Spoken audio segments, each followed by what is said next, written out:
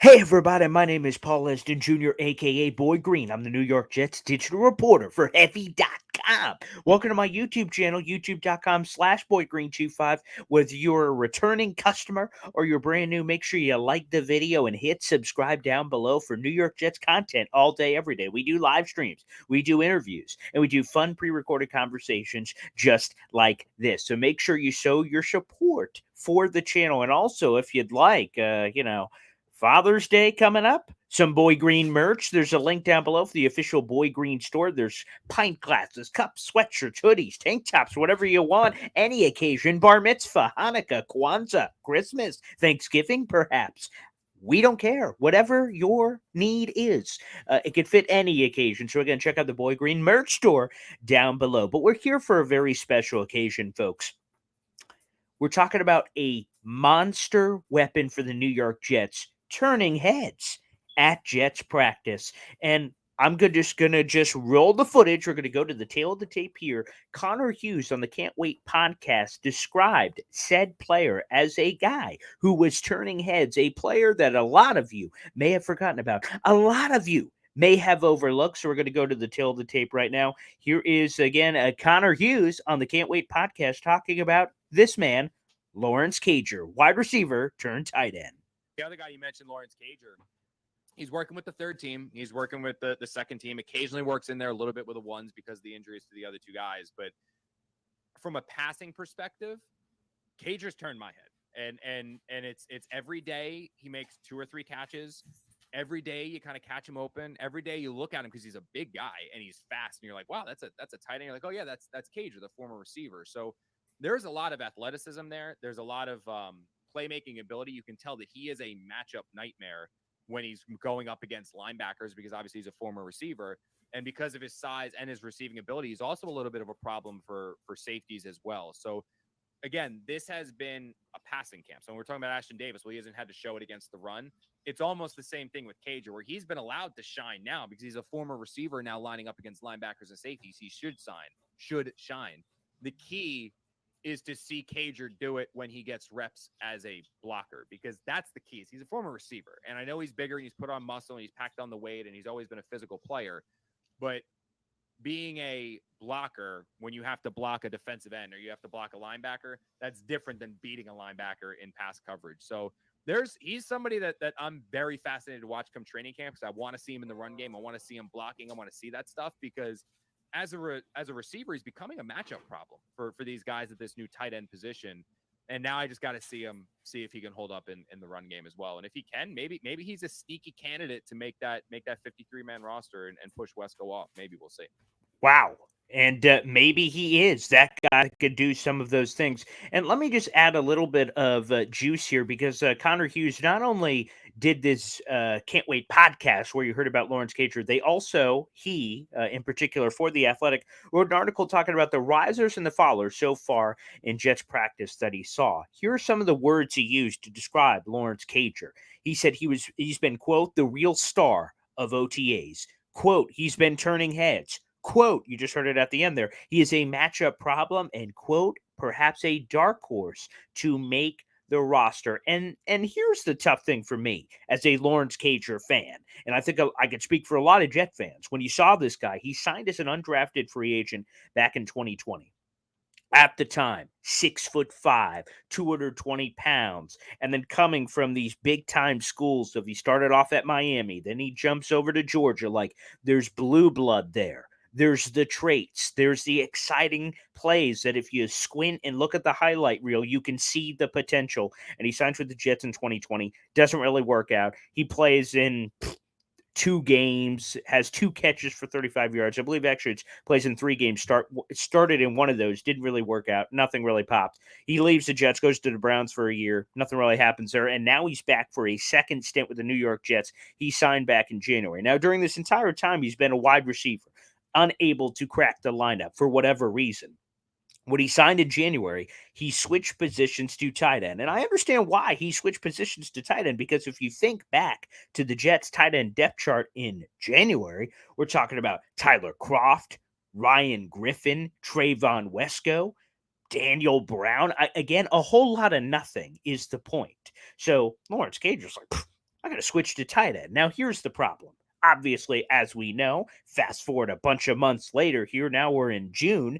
The Jets completely overhauled the tight end position. You have Tyler Conklin, you have CJ Uzama, you have Jeremy Ruckert. So, at best, and this is the harsh reality of this path for this monster who's turning heads, the best he could do is fourth. And quite frankly, the best he can do is make the roster as the last guy. The other three, obviously, are absolute locks. CJ Uzama signed a $24 million deal. Tyler Conklin signed a $21 million deal. And Jeremy Ruckert was the 101st overall pick in the third round of the 2022 NFL draft. So, I wish Lawrence Cager, quite frankly, would have jumped over to the tight end position anywhere in the last decade. Heck, he could have been a starter for Pete's sake.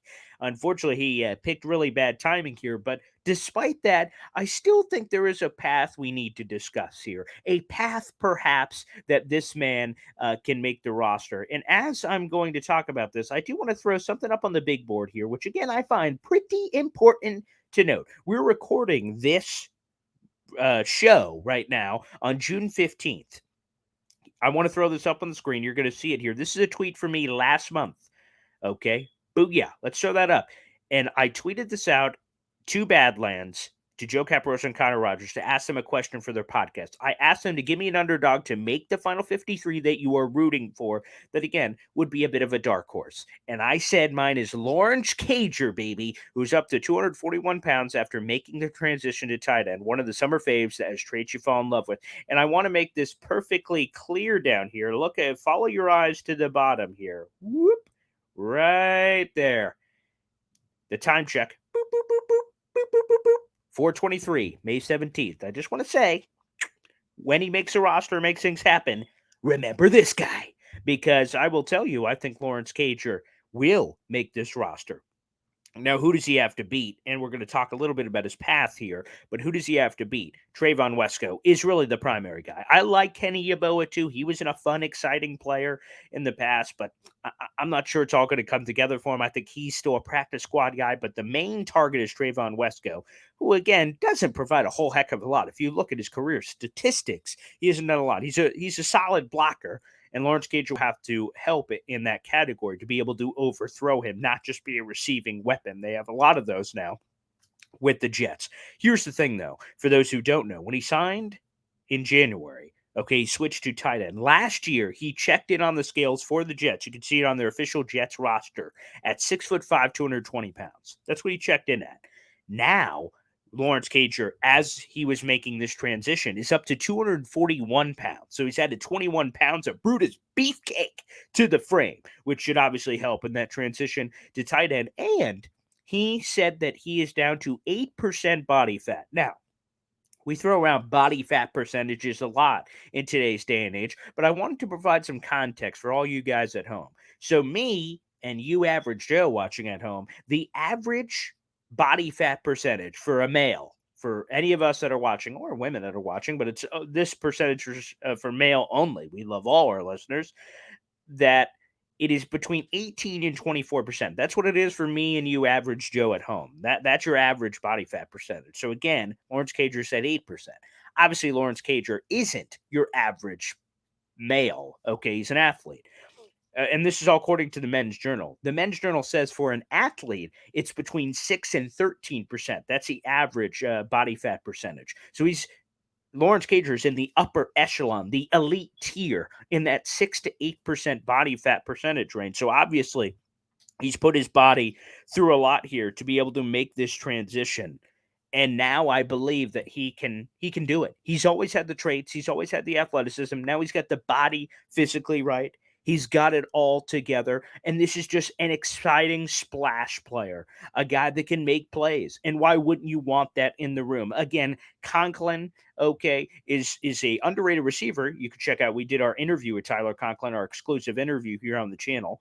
Uzama is this savvy veteran that can do a little bit of everything. He's got kind of a old man's game to him a little bit. And then Jeremy Ruckert is this developing star who's a future starter at the position, will also be used situationally as well. But I have to tell you guys that Lawrence Cager just brings size, weight, he just brings a lot that checks off a lot of boxes for me, and I think he is a dark horse to make this roster.